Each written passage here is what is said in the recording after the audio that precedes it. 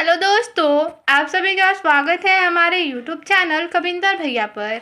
आज के इस वीडियो में पढ़ने वाले हैं हमारा पर्यावरण, जो कक्षा 6, 7 और 8 तीनों कक्षाओं के लिए है। आज पाठ 10 को पढ़ने वाले हैं।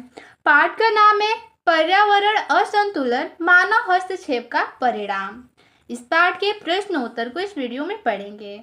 तो पहला प्रश्न दिया हुआ है, निम्नलिखित प्रश्नों के उत्तर लिखिए। प्रश्न नंबर क है, पर्यावरणीय असंतुलन के दुष्परिणाम लिखें।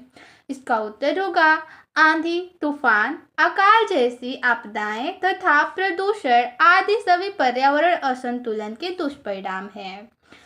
अगला है प्रश्न नंबर ख, पेड़ पौधे पर्यावरण का संतुलन बनाए रखने में किस प्रकार सहायता करते हैं। इसका उत्तर होगा पेड़ पौधे पर्यावरण का संतुलन बनाए रखने में महत्वपूर्ण भूमिका निभाते हैं। वे वायु में से कार्बन डाइऑक्साइड गैस को अवशोषित कर लेते हैं तथा इसमें ऑक्सीजन गैस छोड़ते हैं। पेड़ पौधे वर्षा कराकर पृथ्वी पर तथा वायुमंडल में जल की उचित मात्रा को बनाए रखते हैं। इसके साथ ही वे वायुमंडलीय ताप को भी नियंत्रित रखते हैं। ये मिट्टी के कटाव को रोककर उसकी उर्वरा शक्ति को बनाए रखते हैं। प्रश्न नंबर ग है, जनसंख्या बढ़ने से कौन कौन सी समस्याएं उत्पन्न होती है। इसका उत्तर होगा जनसंख्या बढ़ने से निम्नलिखित समस्या उत्पन्न होती है। जैसे पहला समस्या हो गया, अधिक अन्न उगाने तथा मकान बनाने के लिए वनों की अंधाधुंध कटाई की जाती है। दूसरा समस्या, अधिक मकानों के बनने तथा कारखानों के लगाए जाने के कारण कृषि कम हो रही है। अगला है, अधिक उद्योगों और वाहनों से पर्यावरण प्रदूषित होता है। चौथा समस्या है, इससे ऊर्जा के स्रोतों पर अत्यधिक दबाव पड़ता है। प्रश्न नंबर 2 है, मिलान कीजिए। देखिए दिया हुआ है वृक्षारोपण। वृक्षारोपण पर्यावरण संतुलन है। जनसंख्या वृद्धि, वास स्थान में कमी, जल प्रदूषण, पेचिश रोग और छोटा परिवार का मतलब सुखी परिवार। ठीक है, पर यहाँ पे वायु प्रदूषण, श्वसन संबंधी बीमारी होती है वायु प्रदूषण से। इस प्रकार से मिलान कर देंगे।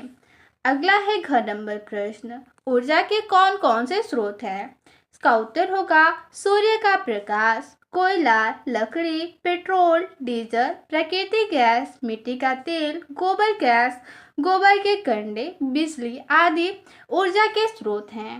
प्रश्न नंबर 3 है, नीचे दिए गए प्रश्नों के उत्तर के रूप में 3 विकल्प दिए गए हैं, सही विकल्प चुनिए। ठीक है, प्रश्न दिया हुआ है और उत्तर के लिए 3 विकल्प दिया हुआ है। जो विकल्प सही है उसको चुनना है, उसके आगे सही का निशान लगा सकते हैं। देखिए क नंबर प्रश्न है, जल का मुख्य स्रोत है। पहला विकल्प हैंडपंप, दूसरा विकल्प तालाब और तीसरा विकल्प है वर्षा। जल का मुख्य स्रोत वर्षा होता है, विकल्प 3 सही होगा। अगला है ख नंबर प्रश्न, प्रदूषित जल पीने से रोग होता है। पहला ऑप्शन हैजा, दूसरा विकल्प है खसरा और तीसरा है कैंसर। प्रदूषित जल पीने से हैजा रोग होता है, पहला विकल्प सही होगा। प्रश्न नंबर ग है, समुद्र से प्राप्त होता है। पहला विकल्प पेट्रोल, दूसरा है आयोडीन और तीसरा है जड़ी बूटी।